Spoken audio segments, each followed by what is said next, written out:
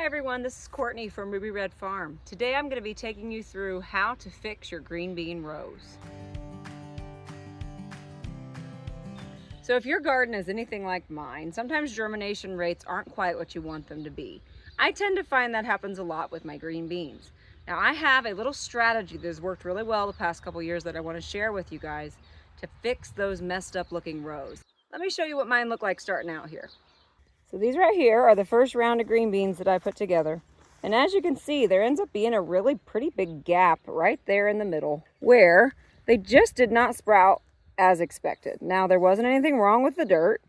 If anything, this was user error. I probably just planted them a little too deep or whatever it may be. On the other hand, though, I have some areas like this where they'll need to be thinned. Now, what I have started trying to do rather than thin them is to actually go ahead and try to transplant a few of these to make the most rather than just wasting them. So I will show you step by step how I do that. Step 1, water very well.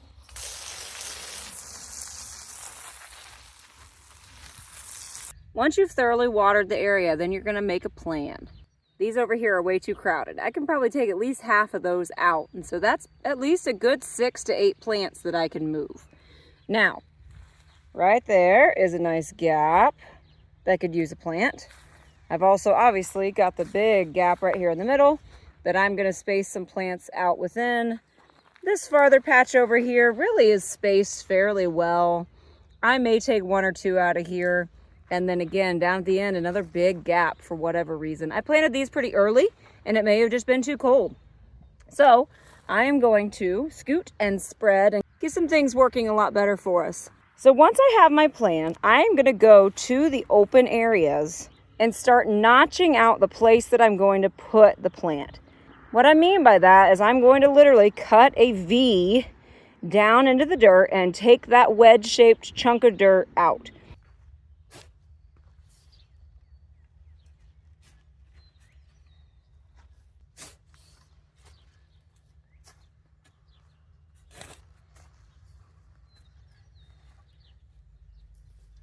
So these are the areas that I'm going to hopefully be adding some new green bean plants.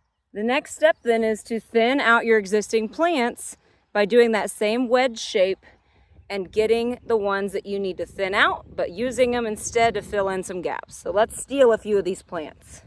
So I will very carefully come right in between 2 plants with that same V-shaped cut. Cut in, come around, cut in. I'm going to take this nice diamond-shaped chunk then and move it back to one of the available spots. So now that I have this, I'm taking an existing hole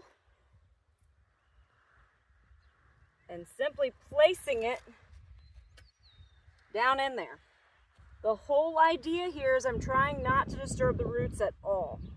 So I have this here. I'm going to take some loose dirt that I may get from somewhere else, fill in the sides, and I'll show you what it looks like as we go along. Let me show you another one though real quick. So you can see where I took that one from. Same thing. I'm going to go to the very next plant.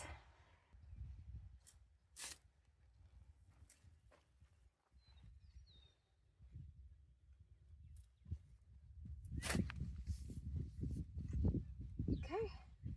Steal that next one and fill in another gap.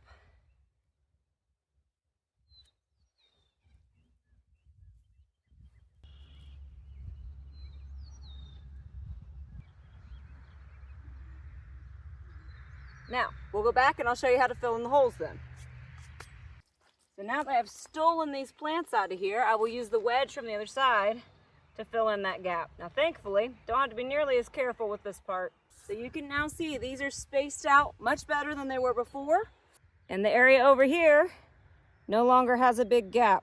So let me get to work filling in the rest of these holes and I'll show you the finished product.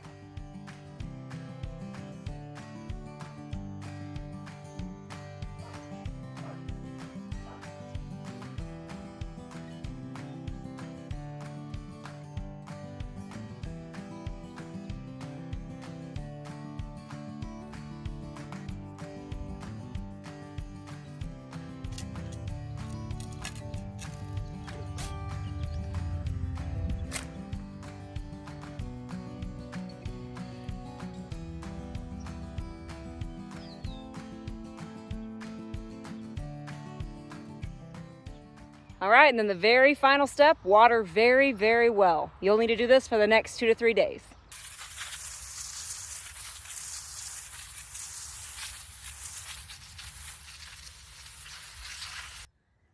And then here is how much better it looks afterwards. So I have very few gaps. Everything's looking great. Huge, huge difference compared to where we started. And there you have it. A couple things you need to keep in mind. Ideally, you want to do this just a touch sooner. You want to make sure they're big enough to tell which ones are growing well, but small enough that they don't have a really advanced root system yet. These plants here are probably about 4 weeks old. I try to usually do it about week 3 when they're just a touch smaller so you can see that spacing a little easier, less risk of disrupting the roots. The absolute critical step here is that you have to water them very, very regularly afterwards in order not only to keep the roots hydrated, of course, but also just to get that dirt to mesh together and become one blob of dirt instead of a V-shaped chunk just sitting there. Best advice I can give you is to try to do this a day where there's a few days of rain in the forecast already. The more nature can water it for you, the better. And keep in mind, at the end of the day, worst case scenario is most of these don't make it. You were gonna thin them out anyway. Green beans, in my experience, the bush beans, if you have 2 plants growing too close together, they both do poorly because they a lot of times will end up falling over and they can't get pollinated as efficiently. So it's important to spread them out. And if you were gonna just rip them out of the ground anyway, I think it's worth a shot to try to save a few. Let me know if you have any questions about this crazy technique that I came up with a few years ago. We've had a lot of success with it and I hope it saves your green bean harvest as well. This was Courtney from Ruby Red Farm and I hope you all have a great day.